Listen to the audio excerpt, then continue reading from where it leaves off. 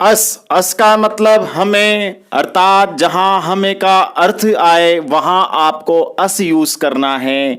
आगे अवर सेल्वेस, हम खुद के लिए बोला जाए अवर सेल्वेस यूज करना है। अगले ग्रुप की तरफ चलते, अगला ग्रुप है स्टूडेंट्स यू का।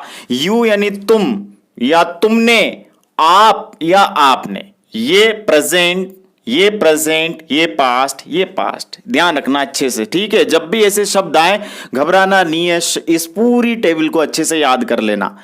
योर, तुम्हारा, तुम्हारी, तुम्हारे, आपका, आपकी, आपके। ये तुम्हारा पेन है, ये आपका मोबाइल है। ऐसे शब्द अगर आते हैं तो वहां आपको योर यूज करना है।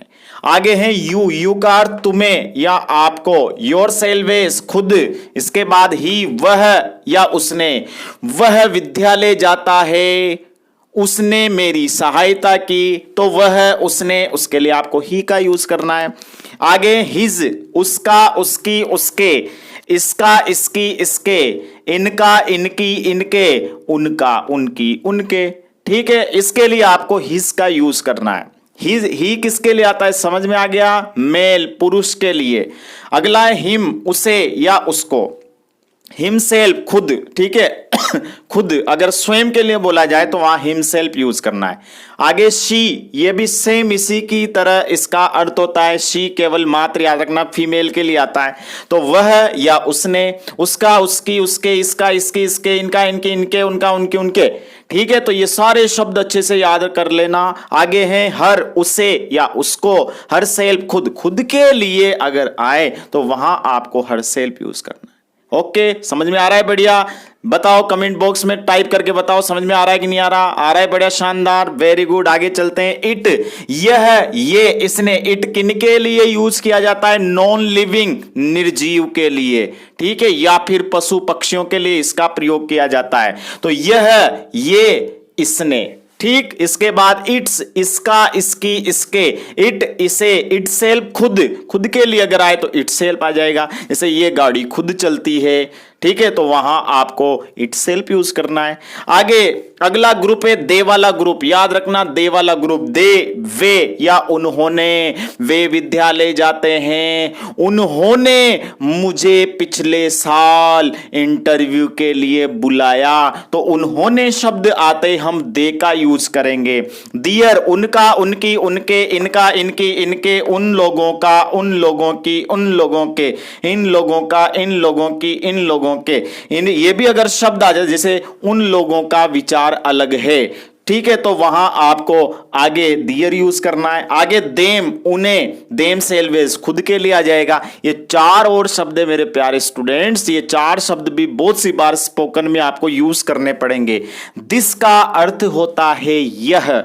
ओके, दिस का अर्थ होता है यह। इसके लिए मतलब ये कब यूज किया जाता है? नियर, अर्थात कोई वस्तु हमारे समीप है और अगर हमें उसके बारे में बताना पड़े तो वहां दिस का प्रयोग करना है। कोई वस्तु हमसे थोड़ी दूर है, उसके बारे में अगर आपको बताना पड़े तो दैट का प्रयोग करना है। इसके बाद हियर का यहां और देयर का वहां। तो ये थी पूरी टेबल जिसके माध्यम से आप लोगों को मैंने पूरी चीजें यहां पर बता दी, पूरे प्रोनाउन आपके सामने रख दिए।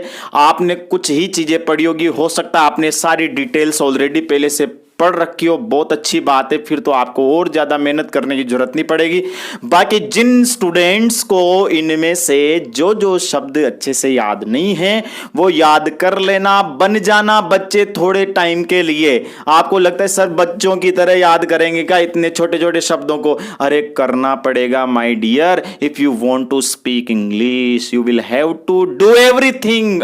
ओके, तो ये था पूरा मैटर जो आपके सामने। सभी इसका एक स्क्रीनशॉट ले लो, बाद में लिखते रहना, ठीक है। इस टेबल को रट डाला तो तुम्हारी लाइफ झिंगा लाला। ओके, करो इसको स्क्रीनशॉट में कवर जल्दी से। तो प्रोनाउन को समझने के बाद मेरे प्यारे दोस्तों, इसके बाद सबसे इंपॉर्टेंट भाग आता है वर्ब टू बी। स्पोकन में बहुत ज्यादा यूज होता है इसका, क्योंकि जब हम अपनी वर्तमान स्थिति बताते हैं, जब हम क्या हैं, क्या हूं, मैं कैसा हूं, वो कहाँ है। जैसे ही हम अपनी वर्तमान स्थिति बताते हैं, पास्ट भूतकाल की स्थिति बताते हैं या भविष्य की स्थिति बताते हैं, तो वहां पर एक वर्ब यूज की जाती है टू बी। ये मैं आपको भी टेंस नहीं पढ़ा रहा हूं, ये मैं केवल आपको स्पोकन का सबसे पहला भाग पढ़ा रहा हूं, वो भी किसका, सेंटेंस मेकिंग का, जिसमें अपन यूज करेंगे टू बी।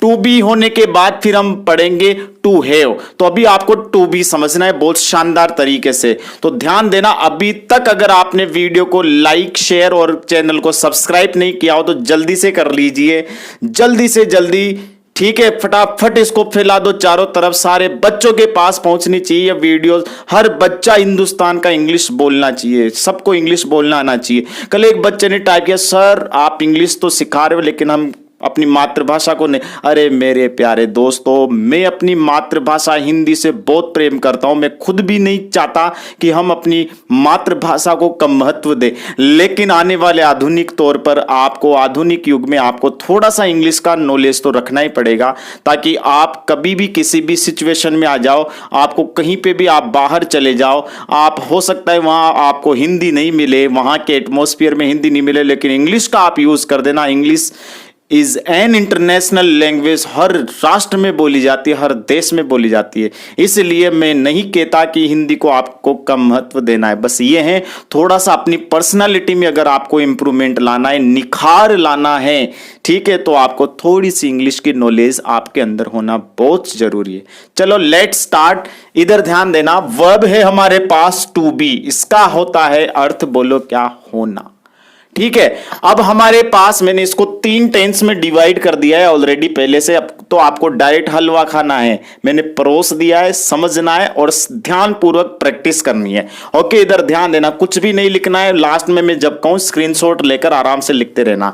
तो देखो, पहचान, प्रेजेंट टेंस, ठीक है, ये न इंडेफिनेट है, न कॉन्टिन्यूस है, न परफेक्ट है, न परफेक्ट कंटिन्यूस। मैं आपको केवल मात्र पूरे एक वर्तमान काल के बारे में बता रहा हूं, प्रेजेंट टेंस के बारे में बता रहा हूं। जहां पर आप जब बोलोगे वाक्य तो वहां कुछ ऐसे सेंटेंस आपको मिलेंगे जहां जिनके अंत में है, हूं, हो ऐसे शब्द आए। जैसे मैं एक अध्यापक हूं, ठीक है ना, मैं एक अध्यापक हूं, मैं एक स्टूडेंट हूं, मैं एक पिता हूं, मैं एक किसान हूं, मैं एक सिंगर हूं, मैं एक डांसर हूं। तो कुल मिलाकर जैसे पीछे ये अगर है, हूं, हो ऐसे शब्द आते हैं तो आपको वहां पर ये वाला स्ट्रक्चर यूज करना है। बोलो कौन सा स्ट्रक्चर? अगर अफर्मेटिव सेंटेंस है तो आपको यूज करना है सब्जेक्ट प्लस इजेमार, ये वाला ग्रुप याद रखना, इजेमार प्लस ऑब्जेक्ट। नेगेटिव है तो subject plus is am are plus not plus object. Verb नहीं आएगी इसमें, मेन वर्ब नहीं आएगी, ध्यान देना।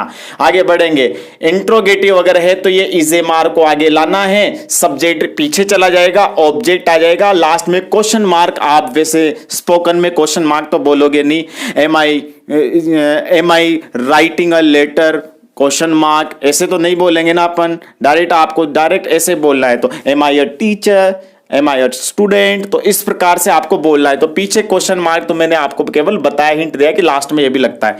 इंट्रोगेटिव प्लस नेगेटिव आ जाए तो is am are plus subject plus not plus object आ जाएगा, ठीक है। अब हमें इन तीनों के बारे में समझना है। कुछ स्टूडेंट्स को नॉलेज होगी कि इन तीनों का प्रयोग कहां करना है, बाकी जिनको नहीं है वो लिख लेना, कहीं नोट कर लेना या स्क्रीनशॉट ले लेना।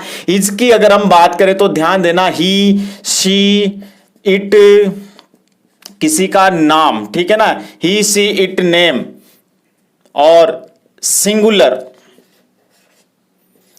इसके साथ हमेशा आपको बोलो किसका प्रयोग करना है, इसका प्रयोग करना है। ही, शी, इट, किसी का नेम, नेम का मतलब नाउन, ठीक है ना, नाउन ले लेते हैं अपन, नाउन, ठीक है ना, संज्ञा। तो ध्यान देना, संज्ञा में सब आ जाएंगे, तो ही, शी, इट, नाउन, सिंगुलर, कोई सा भी आ जाए वहां आपको इसका प्रयोग करना है एक वचन के साथ। इसके बाद एम, आई के साथ हमेशा बोलो क्या आएगा, एम आएगा। इसके बाद आर, आर का यूज करना है आपको, यू, वी, दे और प्लूरल नाउन, ठीक है ना, इसके साथ आपको आर का प्रयोग करना है। तो तीनों आपको हेल्पिंग वर्ब अच्छे से याद हो जानी चाहिए कि कहां हम किसका प्रयोग करेंगे। ओके, अब कुछ सेंटेंस से हम प्रैक्टिस करते हैं। जैसे सेंटेंस में आपको आखिरी मिलेगा है, हूं, हो। जैसे मैं एक अध्यापक हूं, आई एम अ टीचर, मैं एक अध्यापक नहीं हूं तो I am not a teacher. Interrogative, क्या मैं एक अध्यापक हूं तो एम आई अ टीचर। क्या मैं एक अध्यापक नहीं हूं तो am I not a teacher. तो इस प्रकार से आपको प्रैक्टिस करनी है, ठीक है। इसके बाद आता है पास्ट टेंस, ठीक है। प्रेजेंट समझ में आ गया। जब भी आप अपनी एक्चुअल पोजीशन बताओ तो आपको वहां पर इज एम आर का प्रयोग करना होगा। ये स्ट्रक्चर आपको अच्छे से याद कर लेना। इसमें कोई टेंस नहीं है, second form, third form, ING form कुछ भी नहीं है। आपको केवल इज एम आर का प्रयोग करना है सब्जेक्ट के बाद, आगे आपको ऑब्जेक्ट का यूज करना है। इसके बाद पास्ट टेंस की बात अगर हम करें तो पास्ट टेंस में आपको पहचान मिलेगी था, थे, थी। वो मेरे घर पर था, मैं कल बीमार था, मैं कल घर से बाहर गया था, सॉरी मैं कल घर के बाहर था। तो इस प्रकार से अगर वहां पर था, थे, थी ऐसे अगर शब्द आते हैं, आप जो भी सेंटेंस बोलोगे उनके अंत में अगर ऐसे शब्द आते हैं तो वहां ये स्ट्रक्चर यूज कर रहे हैं। अफर्मेटिव सेंटेंस है तो subject plus was verb plus object. Negative है तो subject plus was verb plus not plus object. Interrogative है तो was verb plus subject plus object. और इंट्रोगेटिव प्लस नेगेटिव है तो was verb plus subject plus not plus object. Okay, समझ में आ रहा है? बढ़िया, लिख कर बताओ समझ में आ रहा है कि नहीं आ रहा? बहुत शानदार आ रहा है, ठीक है। इसे फटाफट इनको समझते रहना शानदार तरीके से। बाद में क्लास के बाद में आप लोगों को बढ़िया लिखना है, इनको कॉपी में बड़ा शानदार एक रजिस्टर मेंटेन करना है। इसके बाद बारी आती है कि सर हम वॉज वर्ब का प्रयोग कहां करेंगे। बहुत इजी है मेरे प्यारे बच्चों, आपको कुछ नहीं करना, यहां यूज करना है आपको आई, ही, शी, इट, कोई सा भी सिंगुलर नाउन, ठीक है ना। सिंगुलर नाउन यहां अपन लिख देते हैं सिंगुलर नाउन, सिंगुलर नाउन। इसके साथ आपको, इनके साथ आपको प्रयोग करना है, बोलो किसका? वॉज का। और इसके बाद यू, वी, दे और प्लूरल नाउन। प्लूरल नाउन अगर आता है तो आपको वहां पर यूज करना है, बोलो किसका? वर्ब का, ठीक है। तो ये आपको वॉज वर्ब का प्रयोग भी अच्छे से मैंने पढ़ा दिया है, समझा दिया है। बहुत सारे बच्चे की सर आई के साथ वर्ब भी तो आता है मेरे प्यारे बच्चों, लेकिन वो आता है ऐसे कार्य के बारे में कल्पना की जा रही हो जो वर्तमान में संभव ना हो। I wish I were a bird I would fly in the sky. काश में एक पक्षी होता तो मैं आकाश में उड़ता। तो वहां मैंने आई के साथ वर्ब का प्रयोग किया। That was a conditional sentence. Okay, इसके बारे में भी आपको आगे की क्लासेस में पढ़ाया जाएगा कि कहां वर्ब का प्रयोग करना है आई के साथ। तो ये हो गया, ठीक है। अब जैसे मान लो अपन एक सेंटेंस ले लेते हैं, ठीक है ना। क्या मैं बीमार था, सॉरी था, थे, थी वाला अगर अपन सेंटेंस, मैं बीमार था तो आई वॉज इल। मैं बीमार नहीं था, आई वॉज नॉट इल। क्या मैं बीमार था, ठीक है ना। क्या मैं बीमार था तो वॉज आई इल। क्या मैं बीमार नहीं था तो वॉज आई नॉट इल। ये हो गया सेंटेंस आराम से। ये 4 स्ट्रक्चर है, इसके बड़ा ध्यान से समझ लेना। इसके बाद आगे बढ़ते हैं फ्यूचर टेंस पर। फ्यूचर टेंस में पहचान आपको मिलेगी होगा, होगी, होंगी।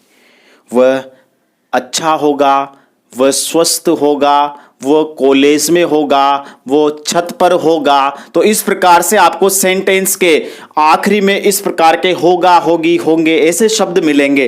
तो आपको वहां ये वाले स्ट्रक्चर यूज करने। अफर्मेटिव सेंटेंस है तो सब्जेक्ट प्लस सेल या विल प्लस बी, बस केवल बीच का मैटर याद रखना। ये रहा इज एम आर, ये रहा वॉज वर्ब और ये रहा शेल विल प्लस बी। बाकी सब्जेक्ट पहले आएगा, ऑब्जेक्ट बाद में आएगा, सब्जेक्ट पहले आएगा, ऑब्जेक्ट बाद में आएगा, सब्जेक्ट पहले आएगा, ऑब्जेक्ट बाद में आएगा। बीच का मैटर आपको अच्छे से याद रखना है। तो शेल विल प्लस बी का प्रयोग आपको करना है। नेगेटिव है तो नेगेटिव में हमेशा नोट तीसरे स्थान पर लगता है, याद रख लेना। लेकिन अगर WH वर्ड वाला इंट्रोगेटिव सेंटेंस है तो नोट हमेशा चौथे स्थान पर चला जाता है, बाकी सारे सेंटेंस में तीसरे स्थान पर आएगा। तो शेल, ठीक है ना, सब्जेक्ट, नेगेटिव में सब्जेक्ट प्लस शेल विल, फिर इसके बाद नोट लग जाएगा, बी आ जाएगा और उसके बाद ऑब्जेक्ट आ जाएगा। शेल विल, ठीक है, फिर सब्जेक्ट आ जाएगा, बी आ जाएगा, ऑब्जेक्ट आ जाएगा, पीछे अगर हम बात करें क्वेश्चन मार्क आ जाएगा। और इसी प्रकार इंट्रोगेटिव प्लस नेगेटिव में आपको कहां नोट लगाना है? सब्जेक्ट के बाद नोट लगाना है।